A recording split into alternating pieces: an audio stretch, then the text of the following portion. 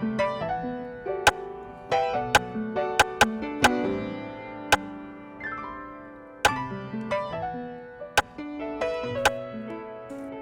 everybody, this is Brittany and Byron, and you're listening to Dirty Laundry with B&B, a podcast about real, relatable relationships. Transparency at its finest, we air it out and clear it up, offering couples and those seeking healthy relationships a safe, inclusive space to open the vents and find resolve. Hello, Dirty Laundry listeners. How you guys doing today? How you doing today, B? Babe, doing great. Good. Another good episode steered up for you all. Super excited about this one. But man, I'm feeling pretty good. Obviously did a lot of traveling over the last week. Yes. Happy to be back home. Yes. I mean, we're happy to have you back home. Oh my gosh, it's been a wild ride. I mean, we went to Kansas City, got to see family, which was awesome. Came back on a Sunday, packed up my bag, and then headed right over to the East Coast for work. It's been a long week. Yeah. Ate some good food. You did. And spent a lot of money I didn't need to spend. And while we're talking about money, I think today we are going to talk about finance, money, moolah, and really marriage and finance kind of go together. You know, I was doing some research and reading, and this is the number two reason people divorce. 25% of Americans divorce because of money. And number one reason being infidelity. So that's another episode. We ain't gonna get exactly. there. Yeah. But we're really excited today. We have a couple here with us. Actually, we went to college with Megan, and her husband, they have an awesome journey and story about their financial freedom. And we are excited to introduce Zach and Megan. So welcome.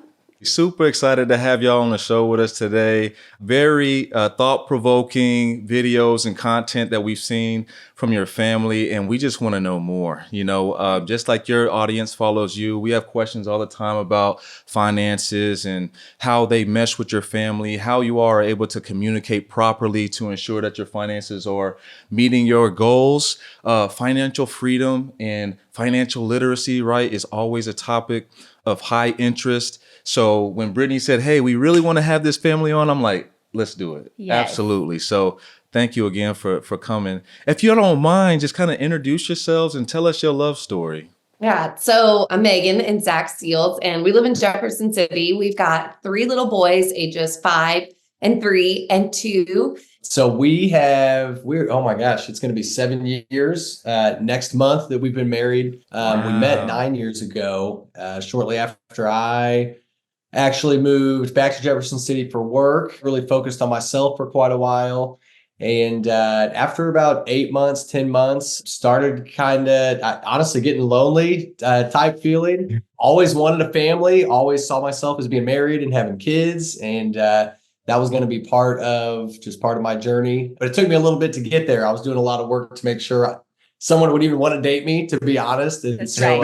I finally kind of got to that place. And then that is when I met Megan. We met actually through Facebook, which I think years ago might have been a little strange. People might have kind of been like, what's this for real? But, probably a little more common these days. And she just kind of popped up one night in my feed on like the people you may know thing. We had like 200 mutual connections. It was kind of crazy. I'd never seen a number like that. And both being from Jefferson City, it's not a big place. So part of me was like, how have I never met this person before? We were similar age, kind of ran in similar circles in athletics and stuff. And so anyway, also thought she was cute. I was like, I'm going to shoot her a message. Of course. And so sent her a message, being a little bold, asking her to dinner, and got just immediately shut down on that. She thought that was coming on a little strong. I dialed it back and asked her to coffee, which she actually went for. I was kind of surprised. And so we met for, I think, like half an hour, maybe 45 minutes on a Friday morning, and just talked over coffee a little bit. I think I did a lot of the talking. She did a lot of listening. I was nervous. And I was trying to impress the girl, so it's like, here I am laying it all out for you. So it must have worked. Something must have been charming, because she agreed to go to coffee again the next morning, and that turned into a 3-hour coffee date. Oh, yay.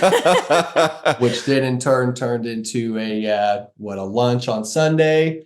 And I think like 9 or 10 months later, we were engaged. So Wow. might have been a little aggressive up front, but I guess it paid off. Let me just add that I'm pretty sure, I don't know, a week, 2 weeks in, he's like, oh, by the way, I knew I loved you on day 2. And I was Yeah, like, who are you? And I swear by it to this day. I promise you, day 2. It is what it is. It is what it is. Knew I was going to marry her. It was, I don't know. There was something in my soul told me it was right. So What was in that coffee is the question. Yeah.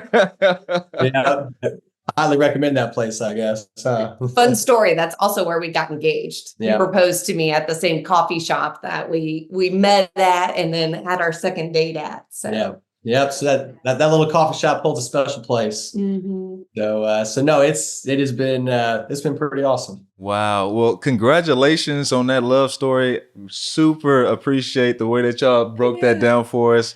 Man, I will tell you though, like Brittany and I, we started dating in high school, right? So Brittany had it together. Like she had a job, she had a car, she played basketball. She was very self-determined, very prompt, on time, did everything she was supposed to do, as a high school student. Me, on the other hand, not quite. You know what I mean? Like You were the rebel for sure. I mean, no job. Well, anyway, that's another story. Yeah. I mean, he was a teenager, no but legal still. job. Yeah. Making not too many good decisions, no vehicle, you know what I mean? But long story short, we started making things work. But I will tell you that finances was not really much of an issue. It wasn't a conversation that we had. It came later, and maybe we'll have an opportunity to talk about that a little bit later. But you had talked about that, Zach, how you guys were a little bit more mature. You already kind of knew what you wanted for yourselves and was ready to invite a partner into your life. How were you able to introduce the awkward conversation of, okay, finances? What do your finances look like? Right. How much do you make? Yeah. Like, that's an awkward conversation. For sure. Yeah. So we definitely were a little bit older. Zach was 25. Mhm. I was 27, and we just kind of knew what we wanted. And it was shortly after we got engaged. Well, maybe like 6 months after we got engaged. Mhm. We were getting close to like marriage.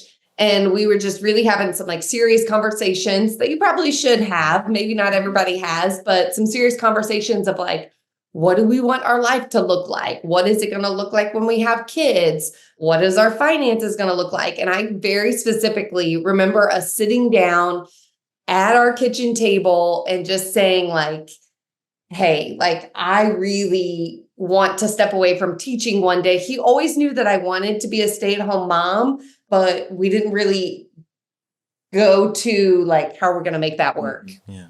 Sure. We never really like took that step forward of like, okay, like let's get serious about this. Like we knew we wanted to get married and have kiddos pretty quickly. Hadn't really explored the how yet. Yeah, we didn't really talk about the how. And so I remember like we sat down and I was like, okay, like I'm serious about this. Like I would like to leave teaching like at the end of this year. And this was like November. And so I was like, I want to leave at the end of this year. Like, let's like, how can we make this happen?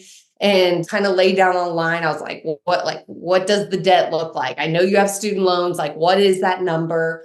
I had a car loan. What is that number? And we just knew that like, in order for me to like step away from that stable teaching income, which wasn't that great, to be honest, but it was a set stable income coming in every month. We knew that that debt had to be gone. And we knew that we had to get rid of that extra payment, those extra payments every month in order to make that dream happen. And so we were both kind of on board with it. Once we just sat down, made that discussion, we just kind of moved forward with it. I think we found the baby steps, Dave Ramsey's baby steps, and we just kind of ran with it. It was like once we had a system, a plan, and knew what the outcome was going to be, we were ready to like move forward with it and go for it. So it wasn't necessarily an awkward conversation, but it was definitely kind of like a new conversation in our relationship that we just hadn't really gone there before. It was like before that, it was kind of like, you take care of this, I take care of that. We'll figure it out when we get married type deal. And that was our first moment of like really working as a team on something really like coming together with our finances. So I'm glad we ended up getting married because Yeah, we let's go. We invested some time up front. not just time, we invested Yeah. some money in each other up front. Yeah. So Yeah, I will just to add to that. I mean, once we really got serious, like, having conversations about marriage, I mean, it's kind of one of those when I kind of got the vibe from her. She was starting to be ready. We were starting to have that conversation of, marriage and spending life with each other. And I had shared with her before of how I was kind of brought up with money, and I didn't have a lot of education, didn't have really a lot of like mentorship or guidance on it. And that put me into some bad money habits through my youth and through my college years. And that's where the, student loans, I had some personal debt that I was cleaning up right before I met her. And so that was part of that conversation when we sat down. It's like, this has been my experience until now, and I'm not doing that. It's like, that is not what the rest of my life, our life is going to look like. So, obviously she was from what you just heard, she was fully on board with all that. But that's kind of where it started for me. But yeah, so it wasn't, I don't know, that part wasn't uncomfortable for me. What was uncomfortable was everything I'd already been through and gotten away from. So then it was just like, hey, like, if you're, not on board, this may not work. But she was already in that same mindset too. So obviously it was a pretty easy fit on that topic. So, but man, not an easy conversation to, I think, start, but once we got going with it, it became easy really quick. I love that. I think like my background, the way I grew up, like if you're going to marry someone, like you are one, like you combine everything, you are like a part of that person, and that person is on your team, and it doesn't work if you're not vulnerable. And so I think for me, like, I knew he was the one. We are getting married. We are going to create this beautiful life together. And we had always had conversations from day two about goals and dreams and what we want the future to look like. And so for us, it's like, how do you talk about the future without talking about finances? Because that future, those future dreams and goals and all of that stuff, like, I don't care what your dreams are, they're not going to happen if you don't have the money to back them up. Right. And so it just was, to me, it was just a piece of that conversation we were constantly having. It was just like putting the steps towards the goal, I guess, is how you would say it. Yeah. What do you think? Well, so you want to talk about dirty laundry? Those 45 minutes of that first date, I dropped all my dirty laundry on her. I already said I was doing all the talking.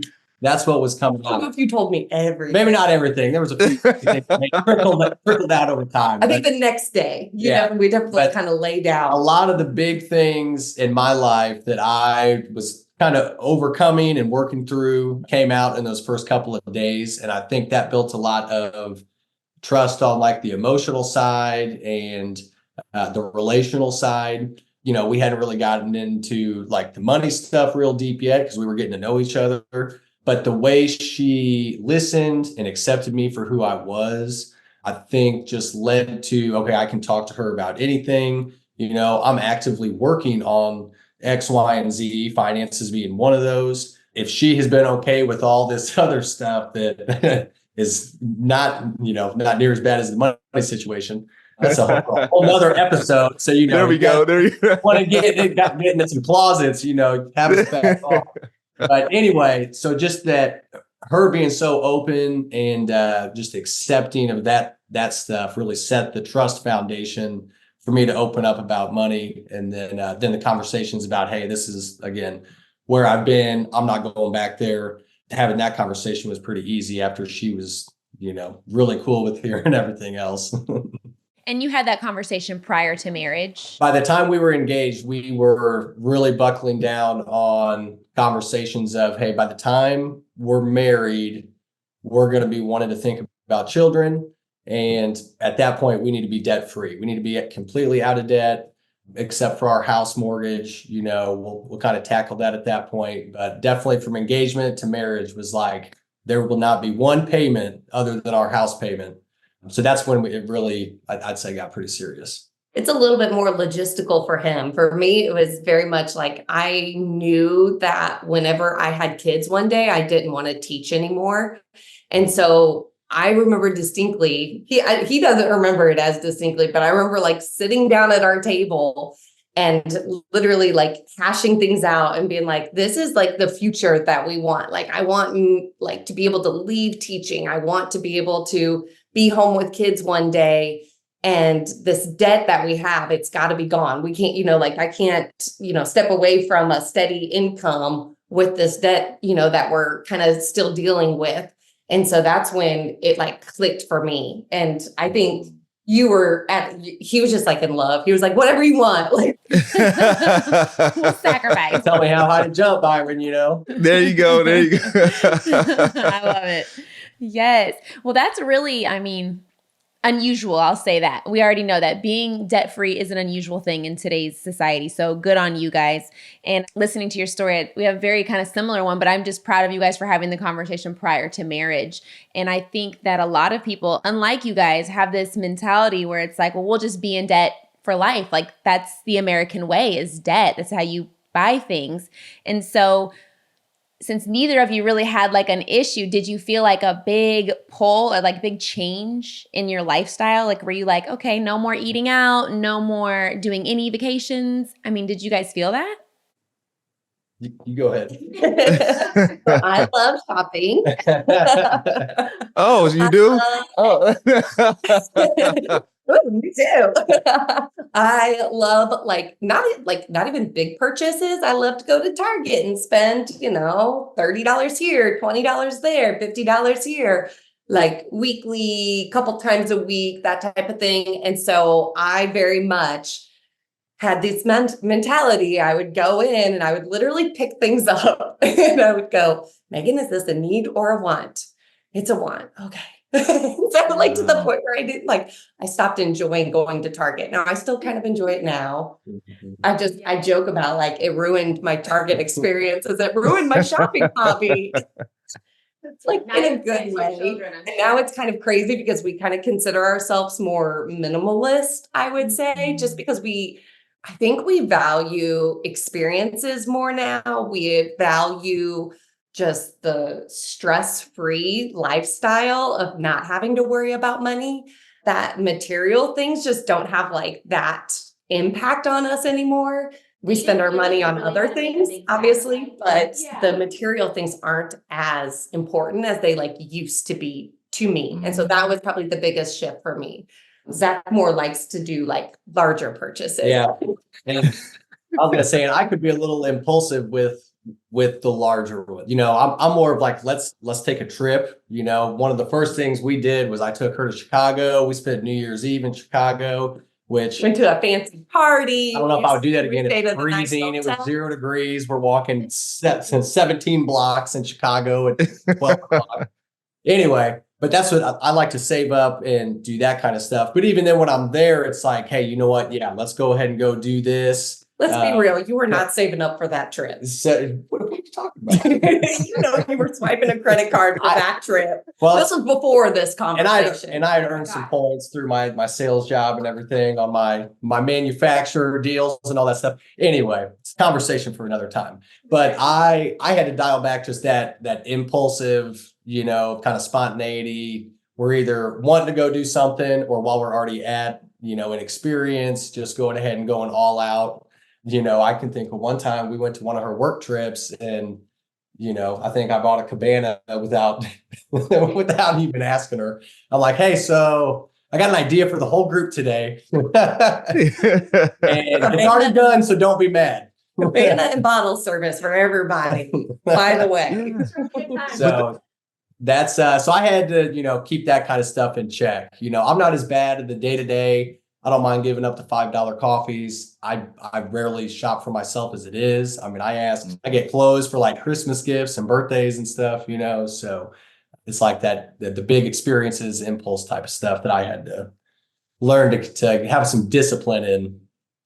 Yes. It sounds like you have both learned from each other, though, based on your spending habits, because really you do need that spontaneous spending sometimes, because it does increase like the joy and the enjoyment and the excitement in your relationship too, And so we had talked about also like not hiding your purchases from each other, right? And I wonder, Zach and Megan, whenever you first started having the conversation, or maybe you weren't having the conversation, but maybe Megan had introduced to you, Zach, hey, I really want to, stop teaching. I want to start saving up some money. And you're like, yeah, but I really want to take you to Chicago next weekend. Was there ever a thought like, okay, I'm going to do this anyway? Or was it like, okay, we need to open up some more lines of communication so that we're on the same page? What did that look like for you guys?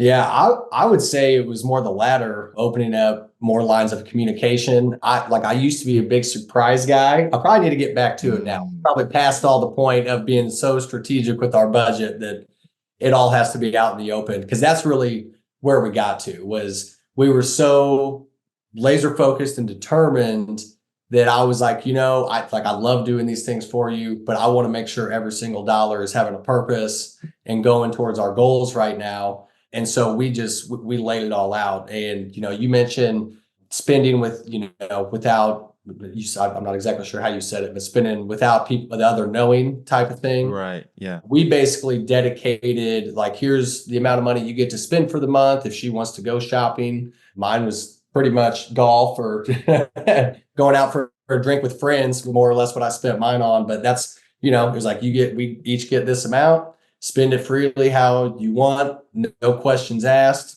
Once it's gone, and you replenish the next month. We've experienced, and I've seen others experience, where you're questioning why people, hey, we just talked about this. All right, we spent too much money last week. You can't be spending money on that because we're trying to accomplish X, Y, and Z, and you did it again. So if you dedicate some means to those areas and try to alleviate those conversations, that helps the marriage, that strengthens the marriage, kind of brings down the amount of arguments, the financial arguments.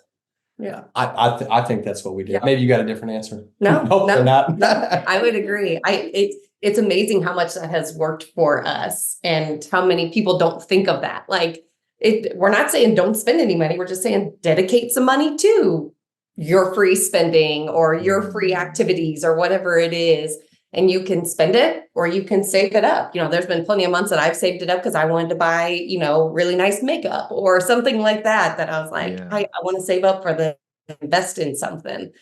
So that's kind of a no ask, don't need to tell, spend that we budgeted in, so it's dedicated in there. And I feel like when we really got on a roll, you just feel like a team, like you're really doing it together. Even if you do have that little pool of money for yourselves each month, you're doing it. It's still all part of the same goal, and you're just doing it all together. So, and then when both people are sticking to that month after month, you really gain the momentum, and there's just this level of trust that really starts to build. And, that might just be the financial part of the marriage, but that trust just overflows into the rest of the marriage. I think. That's awesome. Yeah. And I was thinking too, so you guys paid off a large amount of debt, Megan. I know you had mentioned on, I don't know, one of the socials you had said that you guys, and you did it in a quick amount of time. So did you guys, at this point, were your finances meshed? Was it like everything is in one pot and we're working together? Or were you like, this is 50-50, like I'm going to keep my paycheck, you keep your paycheck? Like, how was this? So yeah, we were able to pay, I think it was around $40,000, right? Mm-hmm. Around $40,000 in 8 months. And over the span of this, big majority of it, we were just engaged. We weren't even married yet. So we probably did this a little backwards, a little off. Good thing that, we went through with the engagement and got married. Otherwise, we worked really hard to pay off all of our debt together. Yeah. Someone would have ended up on Judge Judy had that not worked out. That's right, man. Well, Zach knew he was going to marry you after 2 days, so. But at that time, we were just working together. Zach had a sales job, I had a teaching job, and then I had my side fitness business also. And so I think we had it down to living off of your income. Yeah. We were living off of his income. isn't this beautiful? It's the no kids life. So we were like, kids income. And we were throwing basically my teaching and my business income to the debt. And so that was, I don't know, it was exciting. Let me tell you, it was so exciting. Like we got so tickled. We would mark off these boxes and it was like a little celebration every time. We're both athletes. And so we just love like working towards a goal and working as a team. And so we just knew, we knew the end goal. We knew we had to work together to get there. And so we were like all hands on deck. There was no like 50-50 in it. Yeah. So. Yeah, such a great story. And I mean, I think you hit on the most important part is like your job or employment, like expanding your income, right? Trying to find other ways to really hit, because you got to increase that lever, right? The bigger hammer you have, the more bricks you can break up. And I feel like when, Brittany and I, we got married, we did the college thing. Unfortunately, we didn't have the conversation with our parents about what school to go to. We went to the most expensive private school that you can go to, right? Luckily we had a little bit of, some academic scholarships and things, but we still left there with just tons of debt. We graduate and we're like, we negotiated our salaries and we thought we were so rich. Like, oh my gosh, look at all this money we're making. We're graduates, like we got this. My goodness. And we would pay bills and we lived in like a really humble apartment or duplex. It was duplex. It was a house that was made into a duplex. Very small, humble home. Loved it though. Both just starting our careers, But we would pay bills and have like $86 left to our name. Like, so there is no, okay, here's $14 for you to enjoy for the month. And here's, so it's so we had to figure it out. So we did. I mean, we jumped and we joined the Air Force. And I mean, it's been nothing but incline for us since then. But to your point, the importance of finding employment in the career that'll assist you in making those financial gains is extremely important. I love how you talked about checking out those boxes and how exciting it was. When you said excitement, that's what reminded me of that story. It wasn't too exciting when we had those jobs, back in Columbia, Missouri, but now it really is like, and it feels so much better. Like when people take financial freedom, like it legitimately feels like freedom when you don't have someone holding on to you because you owe them some cash. Yes. And I was thinking too, Megan, whenever you said, because our journey took a little bit longer than 9 months. I think it took us about 3 years with the amount of debt we had, but we are financially free too outside of our home.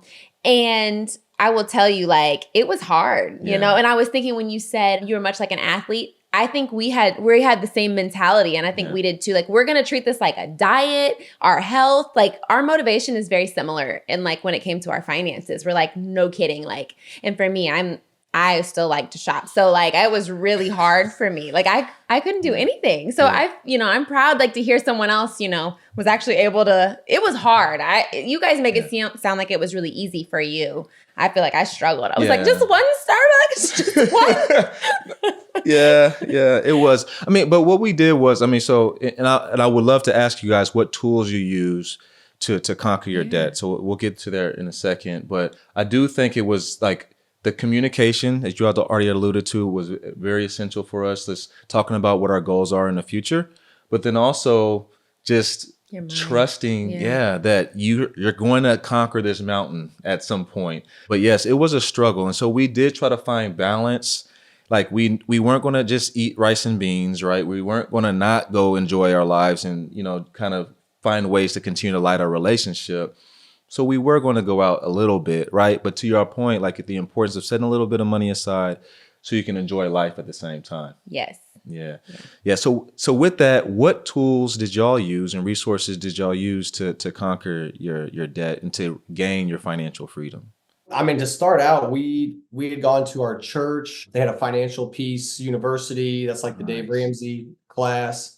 We actually took that twice. I think we took it 3 times. Was it 3 times? Oh, so it didn't work the first and second time. Y'all had to go back. Such nerds. And I will say part of it was my boss was actually teaching the class. So, I mean, I wasn't trying to get brownie points or anything, but, it didn't hurt that he was teaching the class. But I don't know. We were so into it, and it really brought us together to talk about money at that point. Yeah. So I would say that kind of gave us the basic foundation of, just the baby steps, if you will. Now, there are some things I would say we do a little differently than Dave Ramsey teaches and everything. So we're not like, just buy the book on all of his stuff, but definitely just the method, save a little bit of cash and then get debt free. And then he preaches the snowball method. Yeah. There's tons of different methods. And I always encourage people, like, find what works for you, like whatever just seems to fit your personality, whatever you can pick up the most momentum with. I think that's what you need to roll with. That worked for us just because it's for us, it was nice to get some small, quick wins and check some boxes quickly. Yes. And once you kind of, I love the idea of you knock one payment off and you're just rolling it to the next. So you're kind of steamrolling and picking up and gaining momentum. So that was the method we kind of chose and stuck with. I'm kind of old school. I don't know if she wanted to do the budget any differently, but we have used a spreadsheet. I mean, a straight up Excel spreadsheet. We've tried apps, we've tried softwares, and none of them really jived with what we were trying to do. I feel like anytime we would connect bank accounts to try and track expenses and keep it all up to date that way, something would disconnect and we'd have to basically start over and that sort of thing. So, it was like, what? Here it is. It's black and white on a screen. We can manually take care of it. You can still calculate. I'm sure you guys know. So I don't know, that worked really well for us, from just seeing income minus expenses. How much can we put towards debt or savings or whatever? And then we just automated it from there. So, whether that was setting up the payments on the student loans, getting the car paid off early, I feel like for some, we tacked on a little bit of extra to the payment, but we also had like excess each month, if you will. And we would, after I did all those calculations, I would just go in and make a manual payment in there. And we looked forward to the end of the month every single month. I think it was like, Megan just waiting. Okay, how much this month? How much this month? I'm like, hey, here we go. So it was pretty exciting. I don't know. You got anything to add to that? I do. Yeah, mine's more relationship based. You can tell he is very much the numbers. He asked for the tools. The numbers, the analytics, the method. I am much more of like the behavior, the mindset, that type of stuff of it. So we would have like he mentioned, the monthly type thing, a budget committee meeting is what Dave Ramsey calls it. But it was just a time for us to sit down and to say like, let's celebrate what we did last month. Here's what we have coming up this next month. Are there any birthdays we're going to have to buy birthday gifts for? What are the things that we think might like bust our budget or kind of like, kind of throw us off track? Like, do we need an oil change? Are we going to need tires? That type of stuff. Like, that's a little bigger expense, but what's coming up in the next month or so that we can kind of plan for, we're not thrown off. So we're not frustrated when it comes up. We know it's coming up. It's right there. Like we're setting money aside for it. And so we're not saying, oh, well, we planned on, spending this much and we ended up spending this much money. We kind of tried to help us, I don't know, have realistic expectations, but also like you talked about earlier, like let's plan some things in. What are those gonna cost? And just make a plan for them. We always wanted to, I forget what the saying is, something about like a budget is just to help you. What is it? I'm not sure. I got nothing. Like a budget is meant to help tell where your money is supposed to go rather than wondering where your money went. Yeah. There we go. There you That's go. good. That's good. That's good. So, and I'm glad she love brought that. that up, because that those budget committee meetings, she's exactly right. Those were extremely helpful, kind of eliminating the element of surprise. All of a sudden, oh my gosh, you look at the car sticker and it does need an oil change. Like it was already talked about, and we're probably a little more, I don't know, go with the flow these days, because I feel like we have that all planned, like all the things like that planned for and saved. It's saved up for. We have a system for that. But yeah, those were crucial in the early years when we were paying off debt. I love the budget committee meeting. Yeah, we don't have a name. We need a We need to put a name on ours too. But I think it's so important because, like, you know, when Megan, when you're talking about the budget committee meeting, the first thing that I thought about was the business, right? And I was like, okay, and I was trying to separate business from your conversation. I was like, we're not going to treat our marriage like a business, but why not sometimes, right? Because when you think about a business, they have staff meetings and they have committee meetings and their CEOs have leadership meetings and they have conferences that they go to.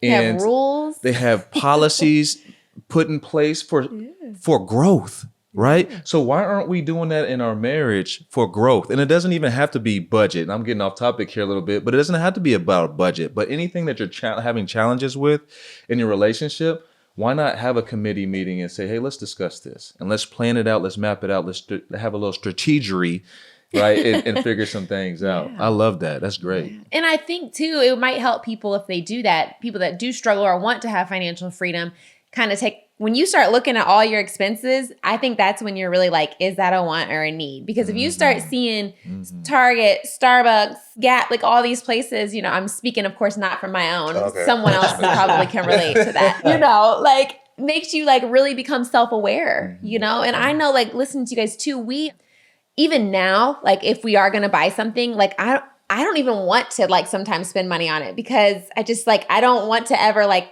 owe anybody anything. Even if it's like cash, I'm just like, I don't know. It's a lot, you know, even if you have it. So it's totally a mindset change. And I think that if people could change their mindset and how they spend their money, because you don't have to make a lot of money to have no debt and to have a financially free life.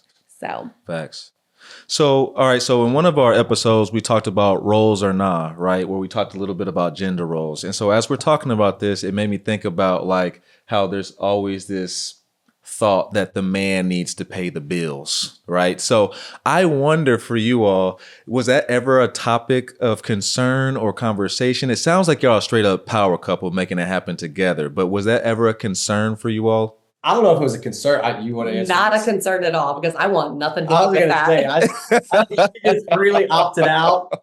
She was like, if you're cool with that. I said, you like numbers? I don't like numbers. You go for it. I'm kidding. I like numbers, but I don't like having that kind of responsibility. Like I do a lot of meal planning and grocery shopping and meal prep and all. I do a lot. I have my own roles. There you go. I will say it was still a very, like, it was a team effort, right? And then, like, we just hit on the budget committee meetings, you know, I would really sit down and plan out the budget, you know, kind of get like in the weeds with it and then come with, you know, that would take me some time. And then our actual meeting would be 15, 20, 30 minutes to where we're just kind of running through and then she can see the bills that are coming out, you know, here and there. So she was still very aware and, you know, very in the know of it all. But yeah, she wanted no part of the actual, you know, either writing checks or, I mean, it's all online. And I'm a pretty like systems driven guy. So, I mean, we pretty much got it all automated, you know, at a certain point. So, but she likes to know. She just didn't want to have to mess with it. Just kind of tell me the update. What's going on? And I don't know what's going on, but you take care of the nitty gritty of it. There you go. So now you know who the CEO in the meeting is, Byron. There you go. give her the brief, right? Give her the brief and she'll go delegation, from there. right? There you go. At its finest. Being prepared. Don't you be coming trying to figure out your numbers in our meeting. That needs to be. That was a real conversation, by the way. That's great. I love it. So Zach pays all the bills. That's what I'm hearing, right? And Megan, you're good with that. You're like hands off, you know? Yeah. And I don't think there's a wrong way. I think every couple and relationship does it differently, but I love that. And one of my favorite parts about your all story is that you guys were able to not work. Can you like share that piece? That is like awesome. Yeah. So I left teaching in 2017 and continued to grow my business. And in 2021. Yep. Yeah. July 2021. So 2021. Before that, Zach had just had this like tugging, I guess, to spend more time with our boys. Realized that they were growing up very fast. They would be going into school here soon. He grew up, I don't know if I can share this. Yeah. He grew up with a dad that was very absent, an alcoholic, kind of in and out of his life, more out than in. And he very much is an involved dad and wanted to be there more, essentially. And so took a couple years to be home with us. So I continued to grow the business, and we just kind of raised our boys together. He's actually started work again since then, had that itch to get back in and get back into sales and work a little bit. But it's been something that I appreciated so much. Like, Yeah. I love that we did it, and you got all that time with him. Our youngest, I was pregnant with my youngest when he left, and they have the most special bond. It's so crazy to see. And I know it's because he's seen his dad so much, since he was born. Yeah. Yeah, he's two. So it's almost been 3 years, and we just reached a point where we felt like it was time. I was definitely starting to get a little stir crazy, and I'm a sales guy through and through, people person. I mean, I love sitting here talking with you all. That's what I like to do. So it was definitely time, and we have some big dreams and ambitions. We want to be able to fuel retirement, get into some real estate, and that requires additional income type stuff. Absolutely. So that the timing of it all, it was just time. But definitely, man, it was an amazing 3 years. Stepping away from work was probably one of the hardest decisions we had to make. And especially I'm going back to the same job. I worked for that company for 5 years, kept the door open with boss, was my mentor, the guy that did the Financial Peace University class. So he's excited to have me back, but he was fully supportive of me coming home. But everything we did put us in the position. And I think that's one of the reasons we're so passionate about it. If you can take control of your finances, it opens the door to more opportunities. It allows you more freedom of choice of your just those big life decisions. I mean, I feel very blessed that I have a job that they were so open about it and like, hey, just let us know when that time's over. And here it is 3 years later, and they're like, come back, So it's been everything we hoped for and more. But going back to Megan, I mean, that was her big driver, and I mean, she's been such a great work from home mom. I mean, that has just been the biggest blessing. I'm sure you all can tell. You seem awesome parents. Like, you're very present with your kids and pour into them. I'm sure, like we try to do, and you can just see the way they carry themselves and the way they light up, and I credit that a lot to her. I mean, it was her ambition to be a work from home mom. And then that kind of led to me staying home for a few years. So but we wouldn't be that way without the financial choices we made, and taking a little bit of leap of faith, I guess. But but it's been amazing. Yeah. And can we not glaze over that? I wanted to clap. Way to break generational curses. Okay. Good for you, Zach. Okay. 100. Congratulations. Still a work in on progress, that, but it's one day at a Aren't we time, all? Aren't we all? Man, way to go. Yeah, I get goosebumps easy, but you got them 3 times just then, man. That's a great story, man. Because sometimes, we emulate what we see. You know what I mean? So for you to not have done that and to know what you wanted to change it up, that's amazing. So I appreciate you sharing that. That's great. Yeah. Man, I appreciate the kind words, guys. Thank you. 100%. And what a good example for your boys too. They're not going to know anything like that you have experienced in your life. So that's really awesome for them. They're going to come into this household where they're going to know how to do finances right, because much like you, Zach, I think Byron and I, we never had anybody teach us. We just had to learn the hard way. And, it is what it is. But I'm kudos to you, man. That's awesome. And it's amazing. Not many people can say they just didn't work for 3 years. I mean, sure. I know you have you're in the Air Force. You can't just not work. But unfortunately, I don't have that choice. Yeah. But, it'd be really cool if you did, though. So, and just curious. So did you guys save up so that you could, is that what you did? Did you kind of just save up money so that you were able to not work? Or was your business, Megan, weren't you still a trainer at that time too? Yeah. So I do an online fitness business, and we just ran the numbers, and what I was making met our expenses. And so we didn't necessarily, I mean, part of our financial journey was having 3 to 6 months emergency fund. Yeah. So we kind of bumped that up to try to get closer to that 6-month mark in case there were months that, I mean, it's a business. So there's ebbs and flows in every single business. And so there's months that are up and there's months that are down. And so we just made sure that we had enough to cover if there was kind of down months in it. Yeah. I would say. I don't really think we just kind of ran the numbers and said, this makes sense. If we want to do it, let's do it now. And Yeah. if Yeah. not, you can find a job tomorrow, you know, like true. if Yeah. it doesn't work Yeah. out. And that was a big conversation of us of like, you know, we're going to check in on each other. And if this isn't working, like we tried. Yeah. Yeah. Yeah, I'd say that having the emergency fund, and we also saved for several things throughout the year, whether that's taxes, car maintenance, home maintenance, just those sorts of things. That's something that's automated each month. So we had been in the habit of that for years. So we didn't really have too many unexpected type things popping up. So we just, between those two things, having those set up and feeling real comfortable with those. And like Megan mentioned, her income was exceeding our expenses. We've always tried to, we comb through the budget often, like does something need to go out? We signed up for whatever the streaming service put on the first Chiefs playoff game. We're big Chiefs fans. Yeah. And gosh darn it, they got me the second month. Paid for a month, got there, and it went through, man. I'm like, you gotta be kidding. It was like $5, like Right. I'm like, But you I lost texted though. Megan That's the immediately. I'm problem. like, yeah, I'm like, they got me, man. So we had to take that out real quick. So we're always combing through there and making sure we're living below our means. I mean, that's always been our biggest thing. Let's continue to try and live below our means, make sure we got some money saved in case of emergencies, make sure we're saving for the future expenses, put all that together, and it put us in a good position to be able to make that decision. So there was definitely some months where it was more like breaking even and, tensions were a little higher. And I'm like, Meg, we got to do this and that. She's like, I know, calm down. It'll be okay.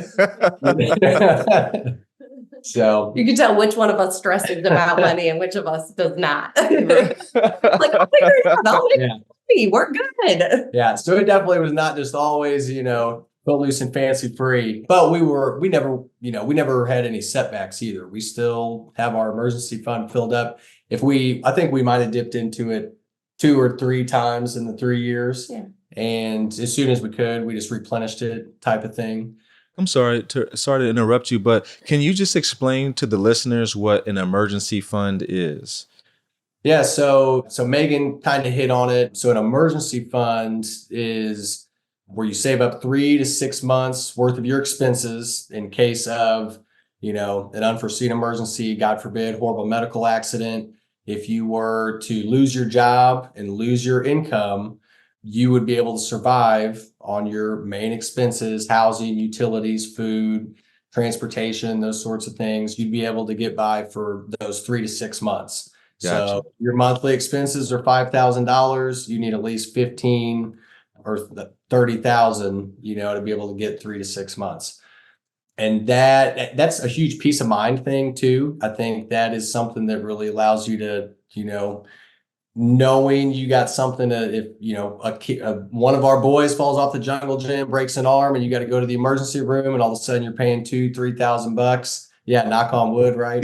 That money is there for those kind of reasons. Or if, somebody gets laid off and you need to get by for a few months.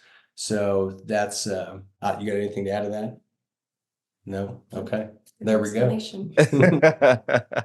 Yeah. And, I was thinking and I'm sure you guys too have a lot of friends that are skeptics.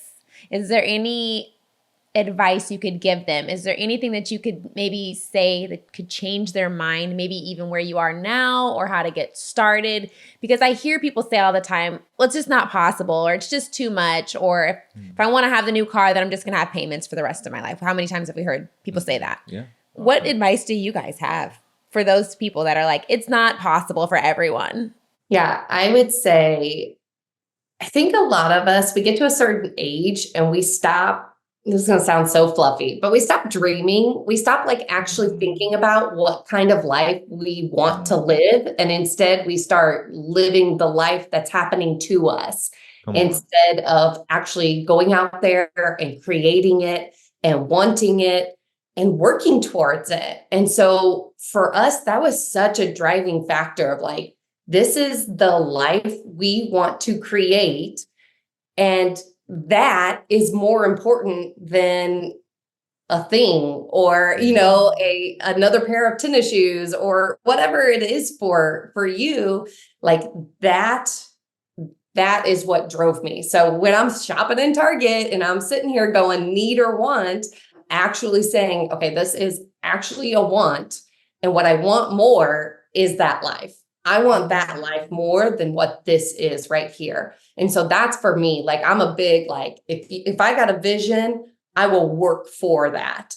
And the rest of it just kind of falls in place. And so that is the biggest thing. Like, if you don't have a clear vision of what you want life to look like, or what's going to happen after that debt is gone, then you aren't going to work towards it, because it's not clear, because it's hard. It is hard. I'm not going to pretend like it's hard. It didn't feel that hard for us because we were so clear on what it was that we wanted. And we were just done. We were kind of done with it. We're like, we're done with the debt. We're done living stressful. We're done trying to figure out how to pay for these, payments and that type of thing. Let's just move forward to let's get to that life as fast as possible, is kind of what our mentality was. Yeah.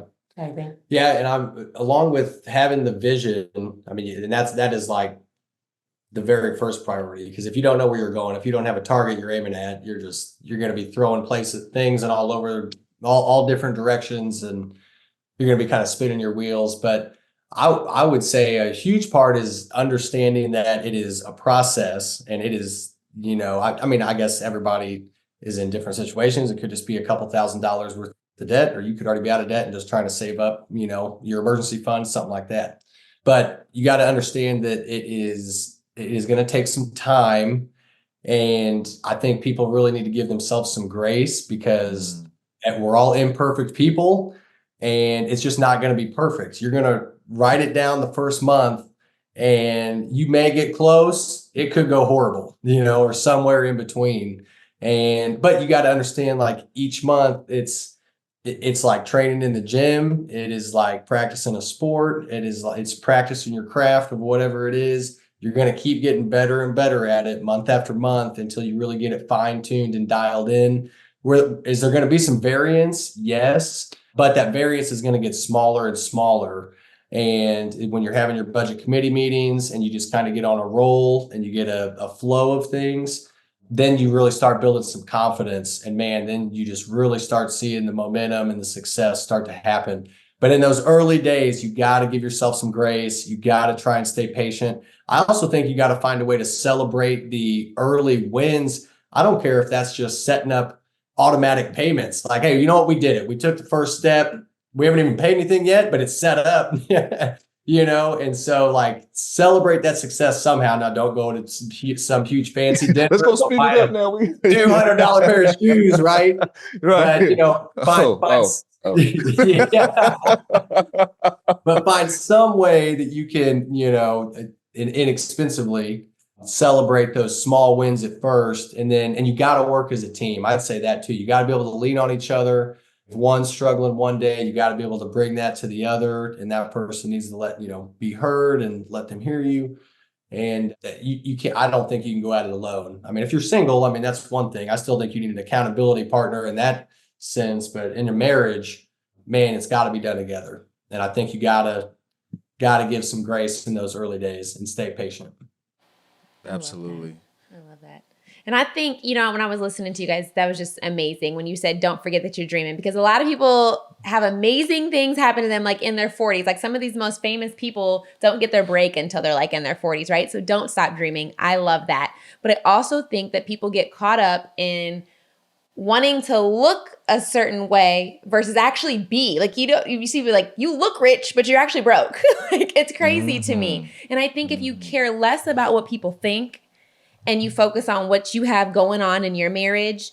And I know for us, talking about it, much like you guys, but making our family kind of aware, like, they don't need to be like all in your business, but just say, hey, we're not going to be doing any family vacations. We're not going to be, because we live, a life where we travel a lot. We're in the military, and we're not going to be coming home for the holidays this year. We're just not. And, people kind of turn their noses up to that. And I'm sure you guys probably have experienced that. It's like, oh, they think they're better, but it's like, I am on a mission. Like, this is a goal. And so I just think it's tough people think that you can't do it, and I know that there's people that can. And there's some Dave Ramsey people that make $20,000, and you hear their stories, and it's amazing. It's like they're millionaires, you know? Yeah. It's crazy. And it does make it more difficult too when it's the people that care about you and that you really care about that are questioning your motives. You know what I mean? And I think it's very important, though, like you said, it's just to communicate with them and ensure that they understand what our dreams are and what we're trying to accomplish. And there's nothing wrong with sharing that. You know, I think in our family, and my family in particular, I think especially when it comes to finances, we don't want to tell each other what we have in our bank account and how much we can share and what you're going to get when I pass away, and trying to help each other with, you know what I mean? I think that's important stuff to share, but we don't. It's like we earn it and we keep it, and then it's no one else's business. You got to go and get your own. But I think, like Megan, your father, that's such a phenomenal thing to do. Like, sit your children down, sit your family down, and talk about the importance of finances and how it can really change your life. I mean, the amount of, it's crazy. And sorry, I'm about to get there anyway. But yes, I really love that story. And I think it's very important that you and your marriage partner understand what that dream is. And all the external, it doesn't matter. I mean, you can care about people around you, but the things that you have on externally, the people that are outside of your marriage, should not affect what you and your internal partner have for your future. So appreciate y'all sharing that story, man. That's so true. And when you are financially have these, like, you know, smart choices, you can be a blessing to other people. And I'm sure you guys have experienced that too. Like, you have it and you have the ability to help people. And to me, that's the best part. Like, it's not even about us. It's about, like, my kids can have more than I had, and my family. If you need it, we got you, you know? And I'm sure you guys can relate to that too. For sure. Yeah. Yeah, I'd say that's what we strive for the most. You know, I wouldn't say we seek out the opportunities. We just want to be ready when the opportunities are there. Yeah. When those moments come up, like you're talking about. So, and we've had a few of them, and it is really, there is no better feeling than something like that comes up. You're able to help in a way, because I don't know, the emotions involved in that are just something that you can't experience anywhere else, I don't think, you know? So. Absolutely. Well, is there anything else you guys want to share about your financial journey? Anything you want people to know? What the best part has been? What's the best part been for you? She really enjoyed the debt payoff. Like, weirdly, really enjoyed it. Did you do the debt-free scream? Did you? Yeah. I struggled more with saving up money for like the emergency fund than I did paying off debt. And I don't know why, because most of the debt was his debt. Yeah. I don't know why I was so excited about it. She thought getting to where we were just saving up our emergency fund, she thought that was so boring. She enjoyed checking off the debt boxes. Like, there's like no stress now. This is great. So, man, my favorite part has probably been starting to get into more of the future planning type stuff, you know, get into trying to plan for kids' futures, planning for our retirement, because I just don't feel like you can really start going deep on some of that stuff until you free yourself from a lot of those payments, you know. I mean, that I don't know. And maybe other people do. I'm not sure.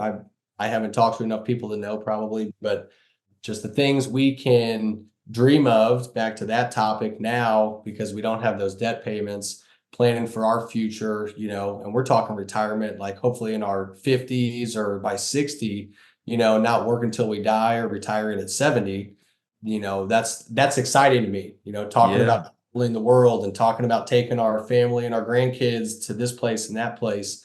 So getting past the debt and starting to think about that stuff and plan for 30 years down the road, I think just maybe I'm a daydreamer. I don't know. But I mean, it's a tangible thing because I can see where I'm putting the money to try and make it happen. You know, I mean, I mean, classic story of how your why is more important than what's going on at this very moment right now. And I love how you all are driven by your dreams, your aspirations, and you all are an inspiration for sure. So thank y'all so much for that. That's awesome. Yeah. And I think we've got it all. We need to have a budget committee meeting, right?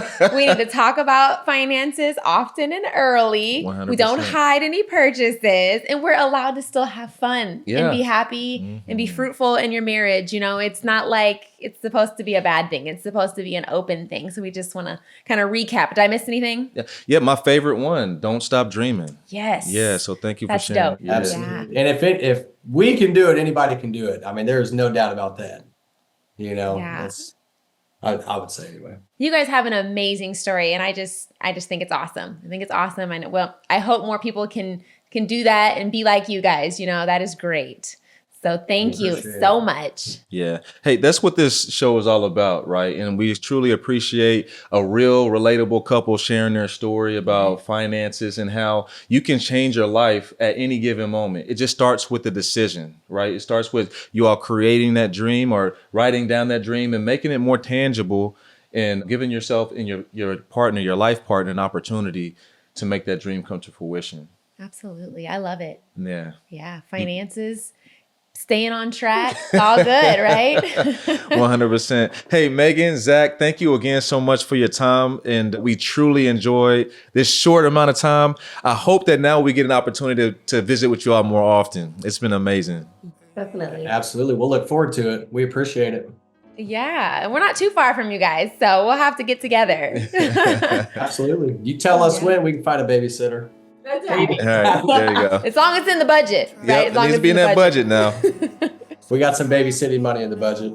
That's right. All right, Dirty Laundry listeners, thank y'all so much for tuning in on another episode. Looking forward to having this one published. It's a good one, so please stay tuned. Looking forward to talk about our next topic. That'll be, can't tell you right now, so we'll get there when we get there. But until then, be blessed, be you, just be. We're out. I'm blessed to be me. Blessed to be me. Blessed to be me. Blessed to be me. Blessed to be me. Blessed to be me.